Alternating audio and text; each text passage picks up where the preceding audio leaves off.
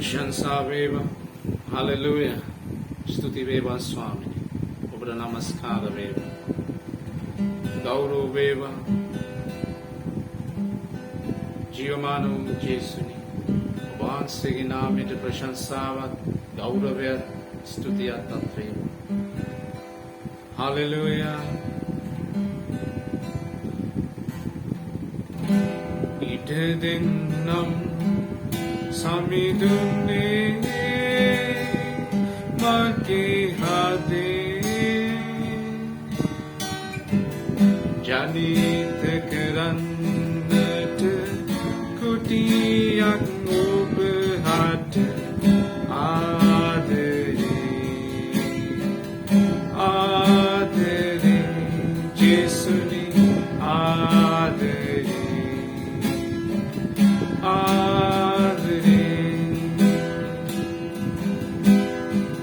රැඳී සිටින්නට සැමදා ඔබ තුළ පහදී ඔබ හට පිරිපුන් ප්‍රේමෙට රැඳී සිටින්නට සැමදා ඔබ තුළ පහදී ඔබ හට පිරිපුන් ප්‍රේමෙට මගේ හද මඩල සදා මගේ හද මඩල සදා ඉඩ දෙන්නම් සමිඳුනේ මගේ හදේ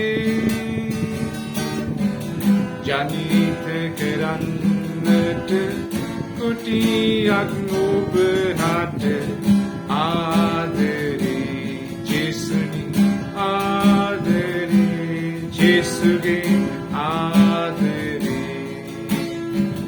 ආදරේ වෙවුලන කකියන උපුරන දෙදරන පාලු හදවතේ දොන්කාරයකි වෙවුලන කකියන උපුරන දෙදරන පාලු හදවතේ දොන්කාරයකි මගේ හද මඩල සදා මගේ හද මඩල සදා ඉඩ දෙන්නම් සමිඳුනේ මගේ හදේ ජනිත කරන්නට කුටියක් ඔබ හට ආදරේ ආදරේ ජේසුනි ආදරේ ආදරේ हालेलुया प्रशंसा වේවා ඉතින් මගේ සහෝදරයා මගේ සහෝදරිය අදත් මම ඔබ මේ වීඩියෝ එකට ජේසුස් වහන්සේගේ නාමයෙන් සාදරයෙන් පිළිගන්නවා. ඉතින් ඔබට දෙවියන් වහන්සේ ගැන පිපාසයක් තියෙනවා නේද? ඔබට දෙවියන් වහන්සේ ගැන පිපාසයක් තියෙනවා. දෙවියන් වහන්සේගේ වචනය ගැන පිපාසයක් තියෙනවා. ඉතින් ඔබ දෙවියන් වහන්සේව සොයනවා නේද? ඔබ දෙවියන් වහන්සේව සොයනවා. ප්‍රශංසා වේවා. දැන් අපේ සිතේ අපි ඉඩ දිය යුත්තේ කාටද කියන දේ. හලෙලූයා. අපි මොහොතක් කල්පනා කරලා බලමු. නේද? දැන් මිනිස්යාට සිතක් තියෙනවද කියන කාරණාව. මිනිස්යාට සිතක් තියෙනවද? එහෙනම් ඒ සිත කොයිද තියෙන්නේ කියන කාරණාව අපි පොඩ්ඩක් කල්පනා කරලා බලමු. ප්‍රශංසා වේවා. right. එතකොට දැන් බොහෝ විද්‍යාඥයන් පවා තාමත් සොයමින් ඉන්නවා මිනිස්යන්ගේ මේ සිත නේද? මේ සිත කියන්නේ කොහෙද තියෙන්නේ? මිනිස්යන්ට සිහින පේන්නේ කොහොමද? නේද? අපිට සිහින පේනවා. නේද? එක එක જાතියේ සීන නේද? black and white නෙමෙයි කලර් වලින්ම අපිට සීන පේනවා. කොහොමද මේ සිහින මිනිස්සයා දකින්නේ කියන කාරණාවත් මේ බොහෝ විද්‍යාඥයන් ගවේෂණය කරමින් ඉන්නවා. මිනිස්යන්ගේ මේ සිත කොයිද තියෙන්නේ කියන එක බොහෝ විද්‍යාඥයෝ සොයමින් තාමත් ඉන්නවා. මම ඔබට පුංචි උදාහරණයක් කියන්නම්. මේ සිත ඔබට අඳුන ගන්න පුළුවන් ක්‍රමයක් ගැන. හරි? ඉතින් මේ සිත අපිට පේන්නේ නැහැ. නේද? අපි full body check up එකක් නැත්නම් අපිට CT scan එකක් කරොත් අපේ මුළු ශරීරයම ස්කෑන් කරලා බැලුවත් අපිට අපේ සිත කොහෙද තියෙන්නේ කියලා අපිට හොයාගන්න බෑ. ඉතින් අපිට පේන්නේ නැහැ. නේද? අපිට පේන්නේ නැහැ. ඉතින් අපි පේන්නේ නැති දේවල් විශ්වාස කරන්නෙත් නැහැනේ සමහර අය. නේද? සමහරු සමන්ට පේන්න ඕනේ. නේද? සමහරුන්ට පේන්න ඕනේ. ඉතින් සමහරුන්ට අල්ලන්න පුළුවන් වෙන්න ඕනේ. ඉතින් ඒ වගේ දේවල් තමයි ඒ කට්ටිය මොකද කරන්නේ? විශ්වාස කරන්නේ. දැන් මේ සිත කියන දේ අපිට පේන්නේ නැහැ. නමුත් ඔබ කල්පනා කරලා බැලුවොත් ඔබට සිතක් තියෙනවද කියලා ඔබට පරීක්ෂා කරගන්න පුළුවන් මෙන්න මේ වගේ විදියකට. කොහොමද? ඔබ දැන් යම්කිසි භයානක දෙයක් දකිනවා. ඔබේ ඇස් වලින් භයානක දෙයක් ඔබ දකිනවා. නේද? අපි තමකෝ දැන් නිවුස් වල යනවා නිවුස් වල කියනවා කොරෝනා වසංගතය ගැන ඔබ ඔන්න නිවුස් එකක් දකිනවා. නේද? ඔබට නිවුස් එකක් ඇහෙනවා. ඔබට ඒ නිවුස් එක භයානක නිවුස් එකක් අනතුරක් මොකක් හරි භයානක එකක් ඔබට දකින්න අහන්න ලැබෙනවා. එතකොට ඔබ මේ දකින නිවුස් එක නැත්තම් මේ භයානක පණිවිඩය ඔබේ කන් වලින් අහලා නැත්තම් ඔබේ ඇස් වලින් දැකලා ඔබට බයක් ඇති වෙනවා. නේද? ඔබ තැති ගැන්වෙනවා. ඔබට බයක් ඇති වෙනවා. එතකොට මේ බය ඔබට දැනුනේ කොහේටද? ඔබ මොහොතක් කල්පනා කරලා බැලුවොත් නේද? ඔබ භයානක දෙයක් දකිනවා අනතුරක් මොකක් හරි දෙයක් දැකලා ඔබ බය වෙන දේවල්.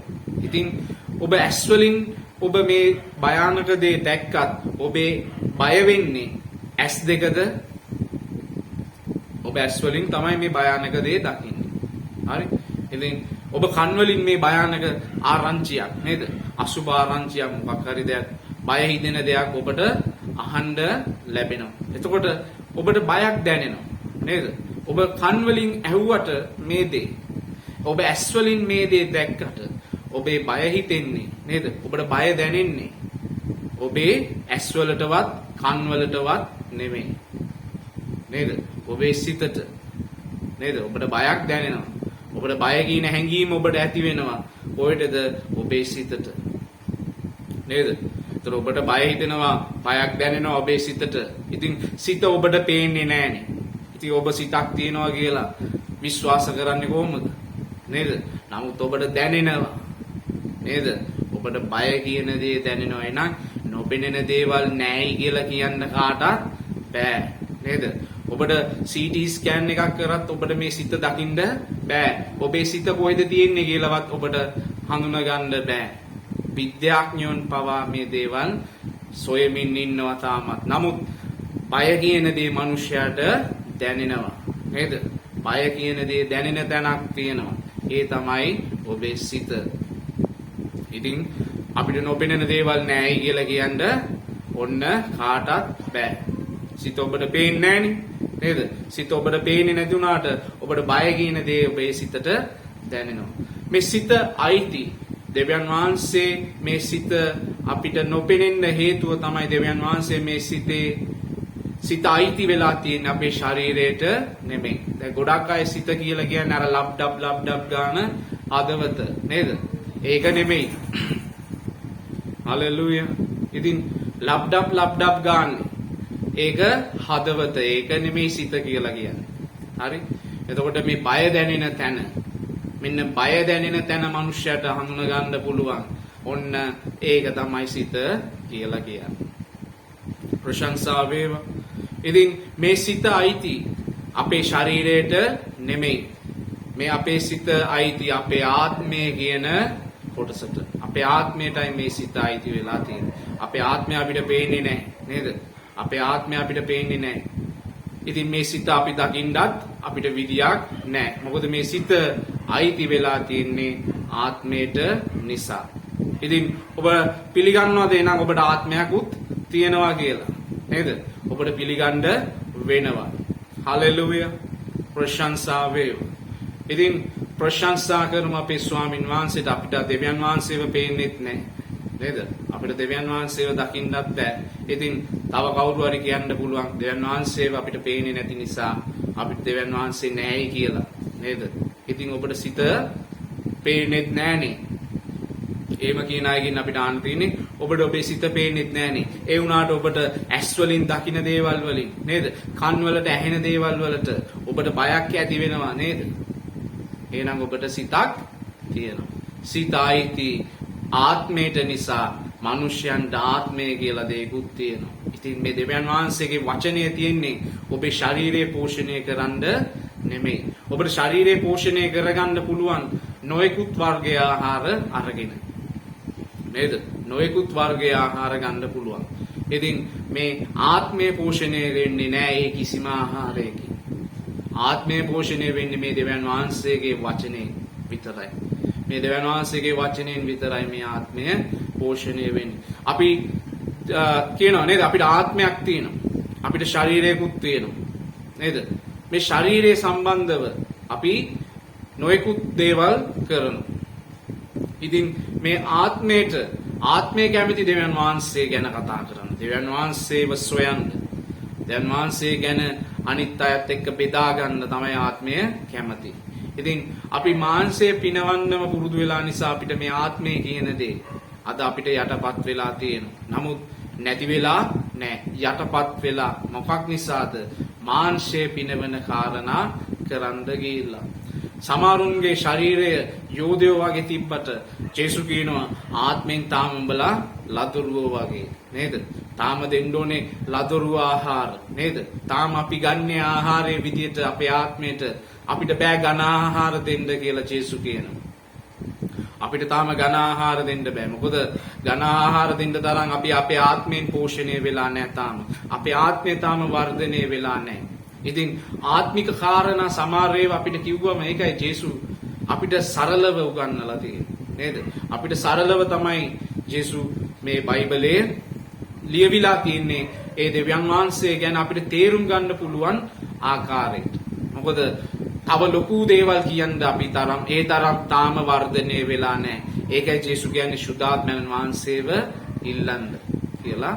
එතකොට සුද්ධාත්මයන් වහන්සේ විසින් මේ දේවල් උඹලට අනාවරණය කරાવી. ප්‍රශංසා වේවා. තාම අපි ඉන්නේ ලදරු වගේ. තාම අපි ගන්නේ තියර ආහාර නේද? තාම ලදරුවෝ විදියට අපි ආත්මෙන් නේද? මගේ වයස අවුරුදු 30ක් 31ක් වුණාට මගේ ආත්මය සමහර වෙලාවට ලදරුවෙක් වගේ පෝෂණය වෙලා නැහැ, වර්ධනය වෙලා නැහැ. ඉතින් මේ ආත්මික ආහාරය ගන්න තමයි මේ ජේසුගේ වචනය අසන්න අපි අපේ ආත්මය පෝෂණය කරගනිමින් ඉන්නවා. හලෙලූයා. ඉතින් නමස්කාර වේවා. ප්‍රශංසා වේවා ස්වාමීනි. අපේ සිතේ අපි එනං දෙවියන් වහන්සේට ඉඩ දෙන්න ඕනේ. දැන් මම ඔබට නිතරම කියනවා. හලෙලූයා. මම ඔබට නිතරම කියනවා යාඥා කරන්න. නේද? මගේ අරමුණ ඇවිල්ලා ඔබ යාඥාවට ගේන එක. ඔබ යාඥා කරන කෙනෙක් කරන්න ඒක තමයි මගේ අරමුණ. ප්‍රශංසා වේවා ජේසුස් වහන්සේ තුල. මොකද මම කතෝලිකයෙක් විදියට මම පල්ලි ගියා නේද? මම ඉස්කෝලේ ඉගෙන ගත්ත ආගම විෂයක් විදියට. එතකොට තව දහම් පාසලේ මම ඉගෙන ගත්තා. නමුත් මේ කියන ජේසුව මට හම්බුනේ නැහැ. මොකද මේ ඉගැන්වීම් තුල ඔබ මේ වීඩියෝ එක බලලත් නිකන් ඉන්න එපා නේද? මේකත් එක්තරා විදිහක ඔබට තේරුම් කර දීමක් විතරයි. හරි? ඉතින් මේ ඉගැන්වීම් තුල මම මේ ජේසුව අත්දැක්කේ නැහැ. මට මේ ජේසුව හොයාගන්න බැරි වුණා. හේතුව තමයි මම මේ ඉගැන්වීම් කියලා කියන්නේ මම ජේසුව මම තර්ක මතින් මගේ ජේසුව ගොඩනගා ගන්නවා. නේද? තර්කත් එක්ක තමයි ජේසු මා තුල ගොඩ නැගෙන්නේ. ඉගෙන ගන්නවා කියන එක ඇවිල්ලා කොයි වගේද ඉගෙන ගන්න එපා කියන එක නෙමෙයි. ඉගෙන ගන්න. නමුත් ඒ ඉගෙනවීම තුලින් මොකද වෙන්නේ? මේ ඉගෙනවීම තුලින් ජේසුව මගේ ජීවිතේ ගොඩ නැගෙන්නේ කොයි වගේද? මතයන් තුල, තර්කයන් වලින්. නේද? තර්කයන් වලින් තමයි මම ජේසුව මගේ ජීවිතේ ගොඩ නගාගන්නේ. ඉතින් පස්සේ කාලෙක මේ තර්ක නේද? මේ තර්ක විතර්ක වෙලා නේද? පස්සේ කාලෙකදී මේවා වෙනස් වෙනකොට මත කියන දේවල් වෙනස් වෙනකොට මොකද වෙන්නේ? මාම ගොඩ නගාගත්ත මගේ ජේසුව මමත් දන්නේම නැතුව කඩාගෙන වැටෙනවා. නේද? මොකද මම ජේසුව අත්දැක්කේ නැති නිසා. මම ඉගැන්වීම් තුලින් නේද? කවුරුවත් කියන දෙයක් තුලින් මම මගේ ජීවිතේ ජේසුව ගොඩ නගාගත්තා. ඉතින් ඒ නිසා මට මේ ජේසුව හම්බුනේ නැහැ. ඊට පස්සේ මම සභාවකට සම්බන්ධ වෙලා ඒ සභාවේ මේ ජේසු කරන හාස්කම් දැකලා මට ආසිතුණා මමත් යාඥා කරන්න ඕනේ කියන හැඟීම. නේද? මමත් ඉතින් ගෙදර ඇවිල්ලා යාඥා කරන්න ගත්තා. ඉතින් මේ යාඥාවත් තුල අන්න මට පුදුම දේවල් අත්දකින්න පුළුවන් වුණා. ඉතින් මේ යාඥාව කියන දේ ඔබ කරන්නේ නැත්තම් ඔබ මොන පණිවිඩයක් ඇහුවත් ඔබ කොයි පල්ලෙකට ගියත් ඔබ කොතන ස්ථානයකට ගියත් වැඩක් වෙන්නේ නැහැ. මොකද ඔබ මේ දෙවියන් වහන්සේව අදහා ගන්නවා කියලා කියන්නේ ඔබ මේ නොදකින දෙවියන් වහන්සේ ඉදිරියේ දන නමලා යාඥා කරන්න පටන් ගැනීම තුල. නේද? ඔබ යාඥා කරන්නේ නැති කෙනෙක් නම් ඔබ මේ දෙවියන් වහන්සේව අදහනවා කියලා පිළිගන්න බෑ. මොකද ඔබ නොබෙනෙන දෙවියන් වහන්සේව යාඥා කරන්නේ නැත්නම් ඔබ කොහොමද දෙවියන් වහන්සේව අදහනවා කියලා කියන්නේ? නේද? ඔබ මේ දෙවියන් වහන්සේ ළඟ ගිහිල්ලා යාඥා කළ යුතුමයි. එතකොට තමයි දෙවියන් වහන්සේව ඔබ පිළිගන්නවා කියලා කියන්න පුළුවන්. ප්‍රශංසා වේවා. ඉතින් සිත අපිට පේන්නේ නැහැ. හලෙලූයා. සිත අපිට පේන්නේ නැහැ. නමුත් අපිට සිතක් නැද්ද? අපිට සිතක් තියෙනවා. නේද? අපිට සිතක් තියෙනවා. අපිට පේන්නේ නැති වුණාට අපිට බය කියන දේ දැනෙනවා. නේද? දැන් වහන්සේ මේ දේවල් අනාවරණය කරමින් ඉන්නේ ඇයි ඒ? දැන් වහන්සේගේ වචනය බොරුවක් නොවන නිසා. නේද? හලෙලූයා. ඇයි මේ බය කියන දේ මගේ සිතට ආවේ? දැන් මම කිව්වා ඔබට කලින් මේ ඇස් වලින් මම දැක්කට නේද? මම මේ ඇස් වලින් භයානක දෙයක් මොකක් හරි දෙයක් දැක්කට මගේ ඇස් නෙමෙයි බය වෙන්නේ. නේද? මම මේ කන් වලින් භයානක දෙයක් මොකක් හරි දෙයක් හැව්වට මගේ තැතිගෙන් වෙන්නේ මේ කන් දෙක නෙමෙයි. මගේ සිත. නේද? ඇයි මේ සිත තැතිගෙන් වෙන්නේ? මම දකින දෙයින්. ඇයි මම අහන දෙයින් මේ සිත තැතිගෙන් වෙන්නේ? හලෙලූයා. ඉතින් ඔයක මම කල්පනා කරමින් ඉන්නකොට සුදාත්මයන් වහන්සේ මට උගන්වපු විදියට මම ඔබට අද කියන්නම්. ඇයි අපේ ඇස් වලින් දකින දෙයින් අපේ සිත බය වෙන්නේ? ඇයි අපේ කන් වලින් ආන දෙයින් අපේ සිත බය වෙන්නේ, කැළඹෙන්නේ, තැතිගන් වෙන්නේ? ඇයි ඒ? මොකද අපි මෙච්චර කාලයක් නේද? අපි මෙච්චර කාලයක් අපේ සිතේ ගොඩ නගාගත්ත දේවල් අපි ගොඩ නගාගෙන තියෙන්නේ අපේ ඇස් වලින් දැකපු දේවල්. අපේ සිතේ අපි මෙච්චර කාලයක් ගොඩ නගාගෙන තියෙන්නේ අපේ කන් වලින් අපි අහපු දේවල්. නේද? අපේ ඇස් වලින් දැකපු දේවල් වලින් අපේ සිතේ යම් දේවල් අපි ගොඩ නගාගෙන තියෙනවා. අපේ කන් වලට ඇහිච්ච දේවල් වලින් අපේ සිතේ අපි දේවල් ගොඩ නගාගෙන තියෙනවා.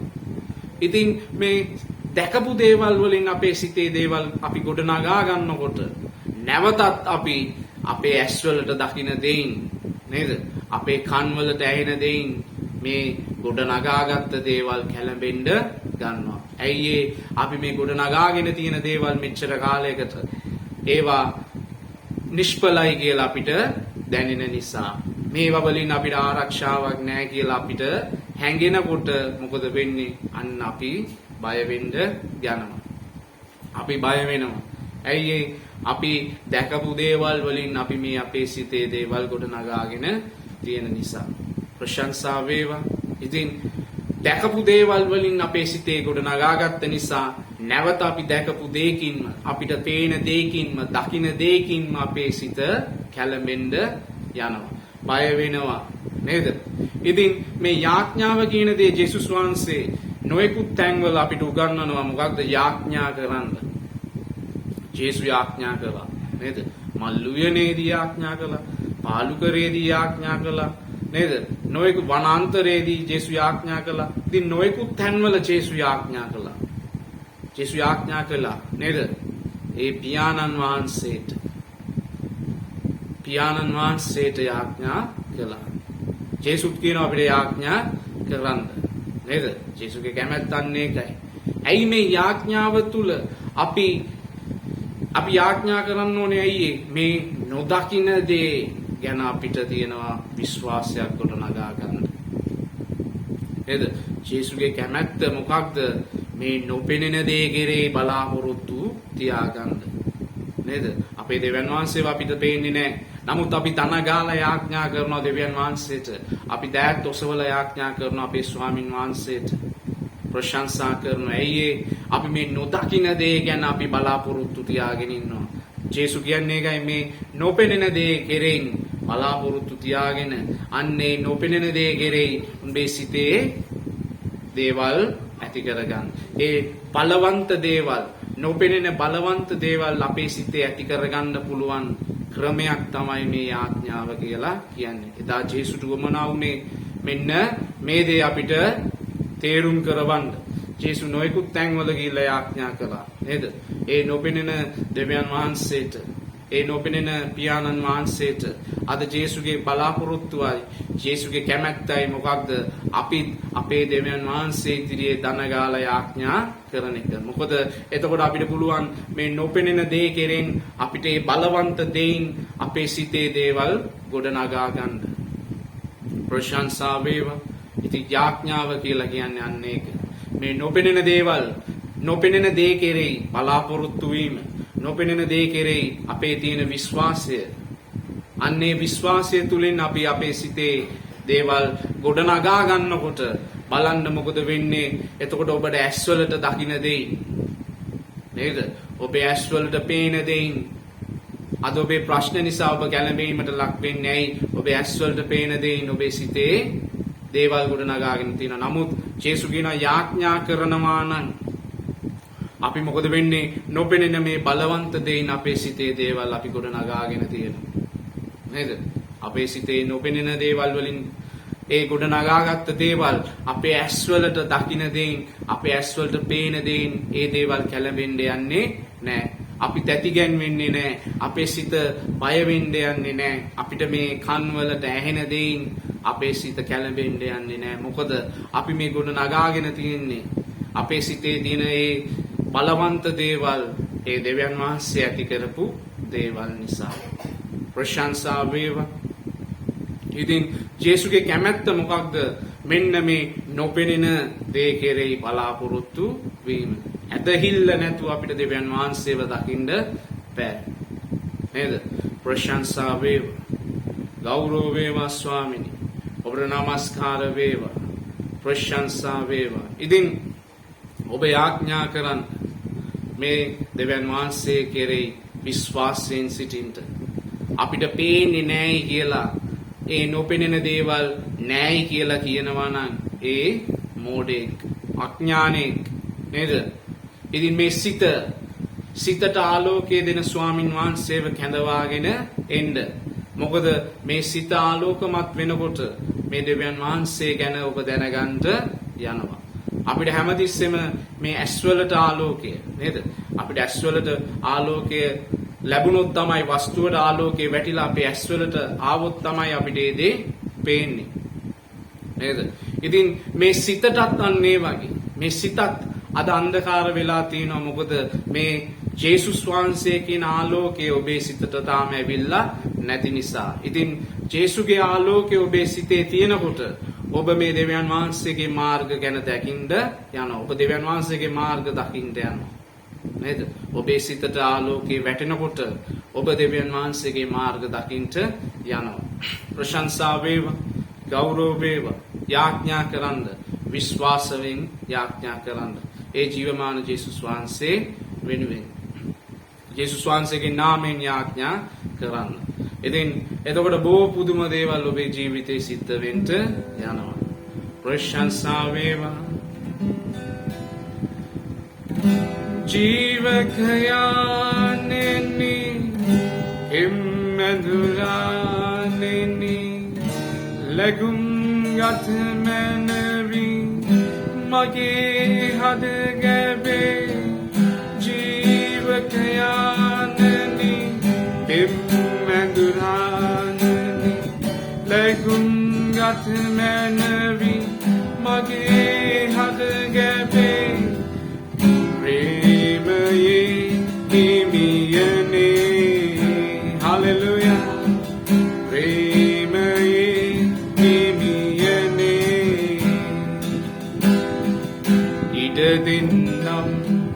සමිඳුන්නේ මගේ හදේ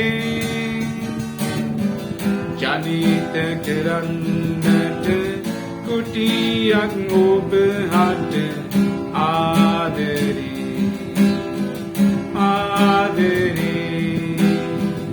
ආදරේ ජේසුගේ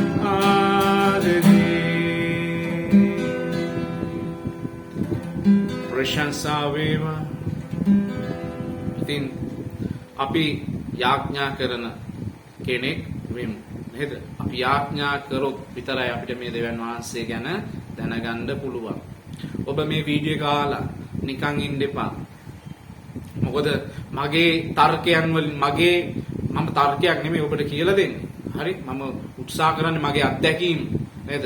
මම දෙවියන් වහන්සේව අත්දැක්ක විදිය ඔබට කියලා දෙන්නේ. ඔබත් මේ දෙවියන් වහන්සේගේ අත්දැකීම දකින්න. ඔබත් මේ අත්දැකීමට ඇතුල් වෙන්න. මේ ජේසුගේ සැබෑ ආදරය අත්දකින්න කියන කාරණාවට තමයි එන්න ඕනේ. ඉතින් ඒක ඔබට මේ වීඩියෝ එක විතරක් බලලා ඒ දේ කරන්න බෑ. ඔබ මේ වීඩියෝ එකට සමන් දීලා විතරක් ඔබට ඒ අත්දැකීමට ඇතුල් වෙන්න බෑ. මොකද ඔබ යාඥා කරන්නම ඕනේ. ඔබ යාඥා කරන්නේ නැත්නම් ඔබට බෑ මේ දෙවියන් වහන්සේ කවුද කියලා හරියටම දැනගන්න. නැත්නම් ඔබ තර්ක වලින් ජේසුව ගොඩනගා ගන්නවා. ජේසුව ඔබ තර්ක වලින් ගොඩනගා ගන්නවා. නේද? එක එක්කෙනා කියන දේවල් අහලා ඔබ ජේසුව ගොඩනගා ගන්නවා. එතකොට මොකද වෙන්නේ? ඔබට ප්‍රශ්නයක් වෙනකොට අන්න ඒ මතයන් ඔය තර්ක කඩාගෙන වැටෙනකොට ඔබේ ජීවිතේ ජේසු ඔබ අතාරින්න යනවා. ඔබ ජේසු නැහැයි කියලා හිතන්න යනවා. ඉතින් ප්‍රශංසා වේවා. ඉතින් අද මම මේ වපුරන්නා පිළිබඳ උපමාව ජේසු මට මතක් කරපු ඒකත් මම අත කියන්නම්. හරි? ඉතින් පොඩ්ඩක් දික් වෙයි කමක් නැහැ. මොකද මම දෙවියන් වහන්සේගේ කැමැත්ත කරන්ට උත්සාහ කරන්නේ. හලෙලූයා. ඉතින් ජේසු මට කියලා දුන්නු විදියටම නේද? වපුරන්නා පිළිබඳ උපමාව. මේක කතා කරන්නේම අපි සම්බන්ධයෙන්. හරිද? ඉතින් මේක සුද්ධ මතෙව් 13 වෙනි කොටස. හරි? සුද්ධ මතෙව් 13. ඔබ කියවගෙන යන්න. එතකොට ජේසු මේ වපුරන්නාගේ උපමාවෙන් කියනවා මොකක්ද?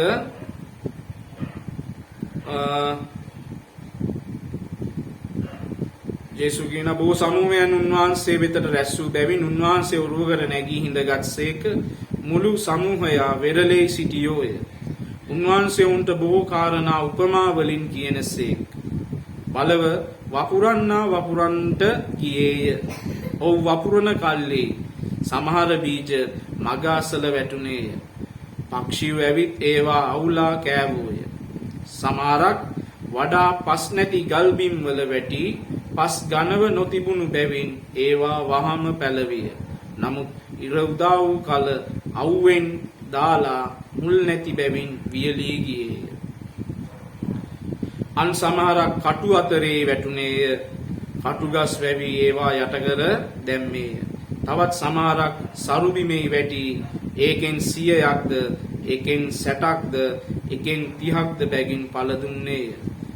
හරි? ඇසීමට කන් නැත්තේ අසාවාය කීසේක. ප්‍රශංසා වේවා. ඉතින් ස්වාමිනී ඔබට ගෞරව වේවා. ඉතින් මේ වපුරන්නා පිළිබඳ උපමාව නේද? වපුරන්නා පිළිබඳ උපමාව. ඉතින් වපුරනවා නේද? දේව සේවකයාගේ කාර්යය මොකක්ද? මේ දෙවියන් වහන්සේගේ වචනය කියලා දීම. දෙවියන් වහන්සේගේ වචනය දේශනා කිරීම කියලා කියන්නේ මෙන්න මේ වපුරනවා කියන එක. ඒතකොට මෙතන වපුරන කෙනෙක් ඉන්නවා. එතකොට ජේසු කියනවා මෙතන එක එක ස්ථාන කීපයක් ගැන නේද? වපුරන බීජ වැටෙනවලු කොහෙද බලන්න. එකක් වැටෙනවා මොකක්ද? ගල් මත නේද?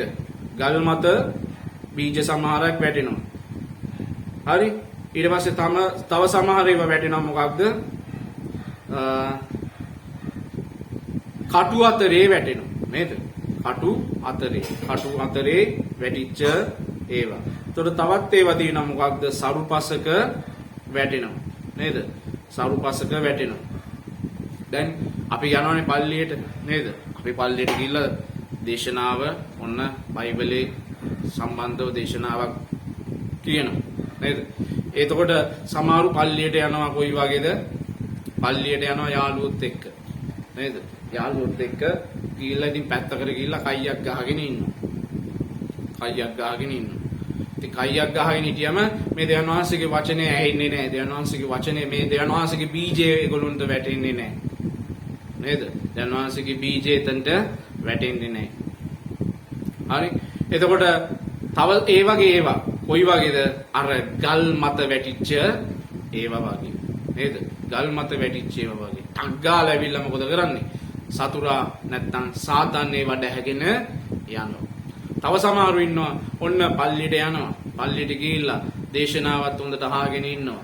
ආගෙන ඉඳලා ඔන්න සන්තෝෂෙන් එනවා. සන්තෝෂෙන් ආවට මොකද වෙන්නේ? මේගොල්ලෝ යාඥා කරන්නේ නැහැ. යාඥා කරන්නේ නැති නිසා මොකද වෙන්නේ? අර කටු අතුරේ වගේ මේගොල්ලෝ යාඥා කරන්නේ නැහැ. ඒ නිසා මේවා ඵල දරන්නේ නැහැ. තවත් සමහර ඒවා මොකද වෙන්නේ? තවත් සමහරු ඉන්නවා පල්ලියට යනවා සන්තෝෂෙන් නානවා. නමුත් යාඥා කරන්න බයයි. ඇයි යාඥා කරොත් එම Tamanට ප්‍රශ්නයක් එයි. නැති ප්‍රශ්න වලට මුහුණ දෙන්න වෙයි කියලා හිතලා එහෙමත් කට්ටිය ඉන්නවා. හරි? එහෙමත් කට්ටිය ඉන්නවා. ඒ අතරේ අපේ පවුලේ කට්ටියත් ඉස්සර හිටියා. හරිද? ඉතින් ඒකෙන් එක්කෙනෙක් තමයි මමත් ඉස්සර. මොකද යාඥා කරොත් එහෙම ප්‍රශ්න ඇති වෙයි. නැති ප්‍රශ්න වලට අපිට යාඥා කරපු පළවෙනි දවස්වල පොඩ්ඩක් නිකන් අපිට පෙන්වන්නේ නිකන් සාතන් මොනවා වගේද නිකන් ප්‍රශ්න මතුවෙනවා වගේ අපි යාඥා කරන නිසා නැති ප්‍රශ්නත් අපිට පේනවා වගේ ඔන්න අන්න එහෙමත් එනවා. එතකොට මේ වැවිල්ල මොනවාද? ලෝකේ තියෙන මායම් වලට, ලෝකේ තියෙන රැවටිලි කාර්යකම් වලට අහුවෙලා ඉතින් ඒකත් ඔන්න ඵල දරන්නේ නැති වෙලා යනවා. ලෝකේ බාධා වලට අහුවෙලා මොකද වෙන්නේ? ඒකත් ඔන්න පැලවෙන්නේ නැහැ. නේද? සරුපස කියලා කියන්නේ මේ දෙවියන් වහන්සේගේ වචනය අහලා, මේ දෙවියන් වහන්සේගේ වචනේ ප්‍රීතියෙන් අහලා, මේ දෙවියන් වහන්සේගේ වචනය සිතේ තබාගෙන එයා ගිහිල්ලා යාඥා කරනවා. නේද? එයා යාඥා කරනකොට මේ දෙවියන් වහන්සේගේ වචනේ මොකද වෙන්නේ? පැලවෙන්න ගන්නවා. පැලුණාම ඒක ඵල දරන්නට යනවා. ඉතින් මේ සරුපසක් ඔබ තුල තබාගත යුතුයි. ඔබේ සිත නැමැති ඒ වපුරන ස්ථානේ නේද? ඒ අපි වපුරන්නේ දෙවියන් වහන්සේගේ වචනේ. අපිට කාර්යය තියෙන්නේ දෙවියන් වහන්සේගේ වචනේ. මේ බීජේ වපුරවන එක විතරයි. නේද? මේ බීජේ වපුරන එක විතරයි අපේ කාර්යය. දෙවියන් වහන්සේගේ සේවකයාගේ කාර්යය මොකක්ද? මේ බීජේ වපුරන එක විතරයි. මේක ඵල දරන එක, මේක ඵල දෙන එක මොකක්ද? ඒක දෙවියන් වහන්සේගේ අතේ තියෙන. නේද? ප්‍රශංසා වේවා. ඉතින් මේ වචනය අහලා ඔබ කටු පඳුරේ දාගන්න එපා. ඒ වගේ වෙන්න එපා. ගල් බිම මත වැටිච්ච බීජයක් වගේ කරගන්න එපා. ඔබ මේ බීජය අරගෙන ගිහිල්ලා ඒ ස්වාමින් වහන්සේ ඉදිරියේ යාඥා කරන්ට. ඒ දෙවියන් වහන්සේ ඉදිරියේ යාඥා කරන්ට. ස්වාමීනි කියන්නේ මේ වචනේ නැමැති මේ බීජය මගේ සිතේ පැල කරන්ට. මොකද මගේ සිතේ මෙතුවක් කල මම ගොඩ නගාගෙන ඉන්නේ මගේ ඇස්වලට පේන දෙයින්, මගේ කන් වලට ඇහෙන දේ විතරයි මම විශ්වාස කරේ ස්වාමීනි. අද ඔබේ වචනය මම මගේ සිත නැමැති ඒ ස්ථානයේ පැල කරගන්නට යනවා. නේද? ඔබ මේ බීජය පැල කරන්ට එතකොට දෙවියන් වහන්සේ ඔබට ආශිර්වාද කරලා මේ බීජය වර්ධනය කරලා ඒකට ඵල දෙයි. ප්‍රශංසා වේවා, ගෞරව වේවා. ඉතින් මේ බීජය ඔබ ඔබේ සිතේ පැල කරගත යුතුමයි. එතකොට ඔබට පුළුවන් මේ දෙවියන් වහන්සේගේ ආශිර්වාද, මේ දෙවියන් වහන්සේගේ කැමැත්ත, මේ දෙවියන් වහන්සේගේ අරමුණ මොකක්ද කියලා තේරුම් ගන්න. නේද? වපුරන්නාගේ උපමාවෙන් අපිට දෙවියන් වහන්සේ කියන්නේ ඒකයි. අපි මොකද කරන්නේ මේ දේව සේවකයාගේ කාර්යය ඇවිල්ලා මොකක්ද? බීජ වපුරන එක. ප්‍රශංසා වේවා. ඉතින් ඔබ ආඥා කරන්ට ජීවමාන ජේසුස් වහන්සේගේ නාමයෙන්. එතකොට ඔබට පුළුවන් මේ දෙවියන් වහන්සේව අත්දකින්න. එතකොට ඔබට අත්දැකීමෙන් තමයි ඔබ දෙවියන් වහන්සේව ඔබේ ජීවිතේ ගොඩ නගාගන්නේ. නේද? තර්කයන් වලින් නෙමෙයි, මතයන් වලින් නෙමෙයි, අත්දැකීමකින් ඔබ දෙවියන් වහන්සේව ඔබේ ජීවිතේ ගොඩ නගා ගන්නකොට ඔබට ඉස්සරහට එන ප්‍රශ්න, නේද? ඔබට ඇස් වලින් පේන ප්‍රශ්න, ඔබේ කන් වලට ඇහෙන දේවල් නිසා මේ දෙවියන් වහන්සේව ඔබ අතාරින්නේ නැහැ. මේ ජීවමාන ජේසුස් වහන්සේව ඔබ අතහැරලා දාලා යන්නේ නැහැ. මොකද ඔබේ ජීවිතේ වෙනස් කරපු අත්දැකීමක් ඔබට තියෙන නිසා. මේ ජේසු තුල එක් අත්දැකීමක් ලබනවා කියලා කියන්නේ ඔබ අත්දැකීම් සමූහයක් ලබන්න යනවා. ඔබ අත්දැකීම් සමූහයක් දකින්න යනවා. ඉතින් අත්දැකීමකින් ජේසුස් වහන්සේව ඔබ ළඟා කරගන්න කියන පණිවිඩය මම ඔබට නැවත නැවත දෙනවා. ඉතින් යාඥා කරන්න අපි බලමු මේ සිත කියන දේ මා පුදුමාකාර දෙයක්. අපි ඊළඟ එකේදී අපි බලමු යාඥා කරලා දෙවියන් වහන්සේ මට උගන්වපු විදියටම මම ඔබට ඒ දේ බෙදා ගන්න යනවා. මම කිසිම දෙයක් සංගවා ගන්නෙ නැහැ නේද? දෙවියන් වහන්සේගේ සේවකයාට බෑ හිතේ එකක් තියාගෙන කටින් එකක් කියන්න නේද? මම ලැබපු අත්දැකීම නේද? නිර්ලෝභීව මම ඔබත් එක්ක බෙදාගන්නේ මේ ජේසුස් වහන්සේගේ නාමයෙන්. ඉතින් මේ අත්දැකීම ඔබත් ලබන්න ඕනේ කියන ආසාව, ඒ බලාපොරොත්තුව මගේ තියෙනවා. මොකද මට පුළුවන් බීජය වපුරන්න පමණයි. බීජයට ඵල දෙන්න පුළුවන් ඒ දෙවියන් වහන්සේට විතරයි. ඉතින් ප්‍රශංසා වේවා, යාඥා කරන්න ජීවමාන ජේසුස් වහන්සේගේ නාමයෙන්. එතකොට ඔබ නොදකින දෙයින් ඔබේ සිතේ දේවල් ගොඩ නගා ගන්නකොට කිසි කලයකට ඔබට ඇස්වලට පේන දෙයට කැළඹෙන්න යන්නේ නැහැ. ඔබේ කන් වලට ඇහෙන දෙයට ඔබ බය වෙන්න යන්නේ නැහැ. යාඥාව තුලින් ඔබට ඒ දේ කරගන්න පුළුවන්. ජීවමාන ජේසුනි වහන්සේගේ නාමයට ප්‍රශංසා වේවා. වහන්සේ දුන්නා වූ මේ අනගි මොහොත නිසා, මේ වේලාව නිසා මම වහන්සේට ප්‍රශංසා කරනවා. ස්වාමිනී, වහන්සේගේ දරුවන් ඔබට යාඥා කරන කාලයේදී ඔබ වුන්ට උත්තර දෙන්න, වහන්සේ වුන්ට ලන් වී සිටින්න, වහන්සේ වුන්ට කතා කරන්නට, වහන්සේ වුන් තුල සිටින්න ජීවමාන ජේසුස් වහන්සේගේ නාමයෙන් මම යාඥා කරනවා. අපට බොහෝසේ ප්‍රේම කරන ජීවමාන ජේසුනි ඔබට ස්තුති වේවා, ප්‍රශංසා වේවා. ජේසු පීඨයි